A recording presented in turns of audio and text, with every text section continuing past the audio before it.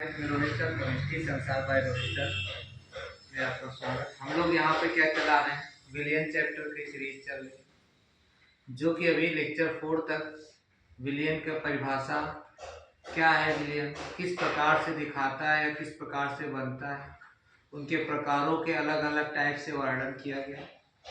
अब नेक्स्ट देखो, जो हम लोग विलियन के प्रकार के बाद जो नेक्स्ट एनसीईआरटी का बुक का टॉपिक है वो लिखा हुआ है कि विलयन की सांद्रता बताना या सांद्रण ज्ञात करना है। विलयन की सांद्रता ज्ञात करने के लिए जो सेकेंड बुक एनसीईआरटी बुक का सेकेंड पेज होगा, यहीं से स्टार्ट करते हैं। और जो आपका नेक्स्ट जो क्वेश्चन, इसके पहले जो टाइप तक का आपका क्वेश्चन कराया जाएगा, उसको आपको एक वर्क करना है कि एनसीईआरटी बुक को लाइन बाय लाइन पढ़ना रहेगा, तभी उसके कुछ क्वेश्चंस आपको हो पाएंगे। तभी आपको प्रत्येक लेक्चर के बिटवीन आपको क्या मिलेगा, एक नया टॉपिक, तो आपको क्वेश्चन उस टॉपिक के लिए मिलते रहेंगे बीच बीच में। आइए हम लोग देखते हैं कि किस प्रकार से विलयन की सांद्रता निकालते हैं। देखो सांद्रता का मतलब अभी मैंने एक चीज बताया था आपको कि तनु और सांद्र विलयन के बारे में, कि तनु और सांद्र में दो विलयन होंगे अलग अलग। जिस विलयन में विलय की मात्रा अधिक वो सांद्र, और जिस विलयन में विलय की मात्रा कम होती वो क्या कहलाएगा, तनु। अब हमको विलयन की सांद्रता निकालनी है, तो कहा गया इसकी परिभाषा क्या होती है कि किसी विलयन की प्रति इकाई आयतन में उपस्थित विलय की मात्रा उस विलयन की सांद्रता को दर्शाता है। क्या कहा गया, विलयन में किसकी प्रति इकाई आयतन, मतलब मैं एक इकाई आयतन का मतलब जैसे मैं एक कंटेनर है उसमें मैं क्या करूं कि ये 1 लीटर ले लिया जाए। कितना ले लिया जाए, 1 लीटर है,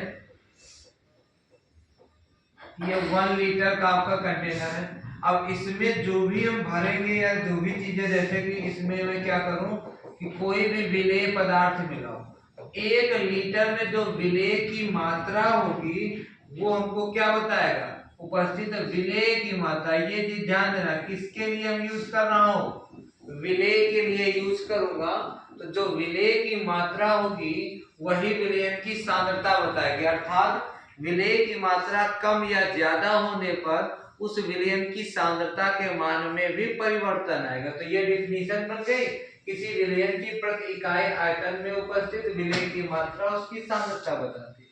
अब मात्रा देखो क्या है कि दो के आधार पे एक गुणात्मक होता है, एक मात्रात्मक होता है। गुणात्मक का मतलब हो गया यहाँ पर कि हम लोग कह सकते हैं गुणात्मक का मतलब किसी दो चीजों को कंपेयर कर लिया जाए, अब उसकी गुणात्मक देख के बता दें कि ये तनु है या सांद्र है। कि जिसमें विलय की मात्रा अधिक होगी उसको हम क्या बोलते हैं, सांद्र विलयन, और जिसमें विलय की मात्रा कम होती है उसको क्या बोलते हैं, तनु विलयन, जिसके पहले पढ़े। अब हम लोग मात्रात्मक गुण बताना, मात्रात्मक मतलब उसकी मात्रा बतानी है कि इस विलयन की सांद्रता कितनी होगी, और उस विलयन की सांद्रता के आधार पे हम लोग देखो यहाँ पे अलग अलग टाइप से पढ़ेंगे।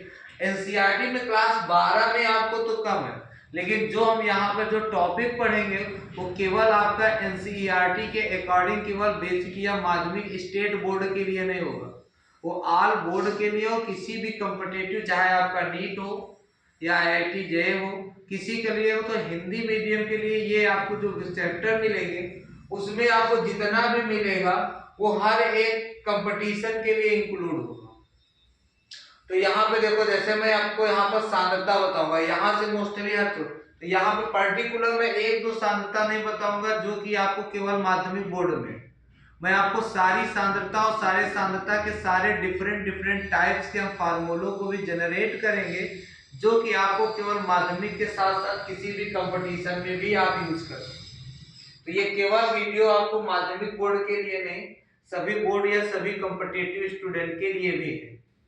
तो देखिए हम लोग यहाँ पे सांद्रता पढ़ेंगे, तो सांद्रता विलयन के लिए 3-4 टाइप की सांद्रता पढ़ते हैं। एक तो हमारा होगा प्रतिशत सांद्रता, कि किसी चीज को मिलाया जाए, विलय चीनी की मात्रा इसमें कितना प्रतिशत होगा। प्रतिशत सांद्रता का मतलब हम इसमें प्रतिशत में मान निकालेंगे, और प्रतिशत में मान निकालने के लिए हम लोग पढ़ेंगे द्रव्यमान प्रतिशत, दूसरा पढ़ते हैं आयतन प्रतिशत, और तीसरा पढ़ेंगे द्रव्यमान आयतन प्रतिशत। हम लोग आगे नेक्स्ट वीडियो में अलग अलग इनका एक एक टॉपिक पे बात करेंगे, उस पर क्वेश्चन करेंगे। दूसरी में सांद्रता ज्ञात करूंगा सूक्ष्म सांद्रता इकाई। सूक्ष्म सांद्रता इकाई में दो पढ़ना है, एक होता अंश प्रति मिलियन और एक होता अंश प्रति बिलियन।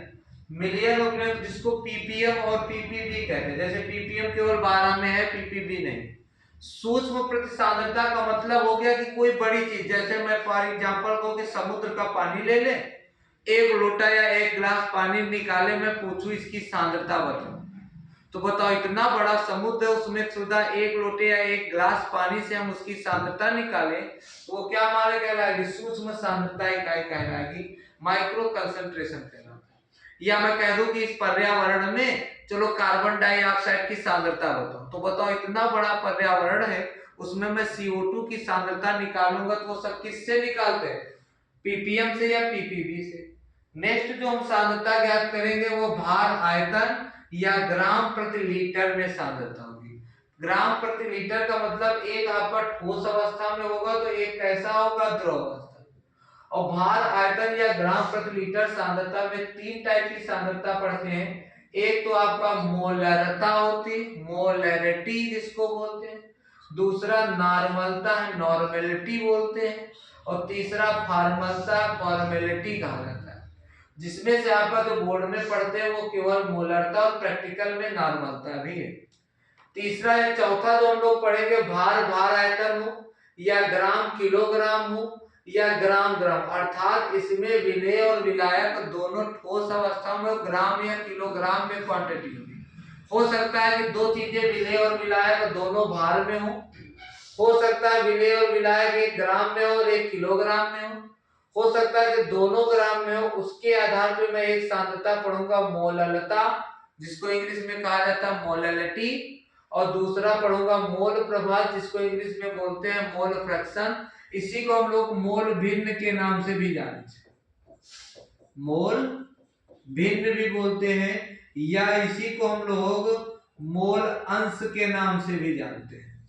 ये भी चीज नाम जान रखिएगा, इसी के स्थान पे ही है। तो ये अलग अलग टाइप के साथ हम पढ़ते हैं, और जो आपके सिलेबस में बोर्ड एग्जाम में है वो आपका कौन कौन सा है उसको मैं क्या कर रहा हूँ, सर्किल कर दे रहा हूँ। एक तो मोललता है, दूसरा मोल प्रभाज है, तीसरा मोललता है, मोललता, नॉर्मलता भी पूछ लेता है क्योंकि प्रैक्टिकल है, और यहाँ पर पीपीएम है आपका सिलेबस में, और ये तीनों द्रव्यमान क्या है? प्रतिशत है। तो ये बोलो, और सभी के लिए ये किया जाता है। तो हम लोग इनको अलग अलग टॉप में पढ़ेंगे, ये आपको लिखिए। इसके बाद जो नेक्स्ट लेक्चर में हम लोग इनकी अलग अलग सांद्रता के बारे में पढ़ेंगे। तो टोटल 1 2 3 4 5 6 7 8 9 और 10 प्रकार की सांद्रताओं के बारे में हम लोग पढ़ेंगे। तब तक के लिए धन्यवाद।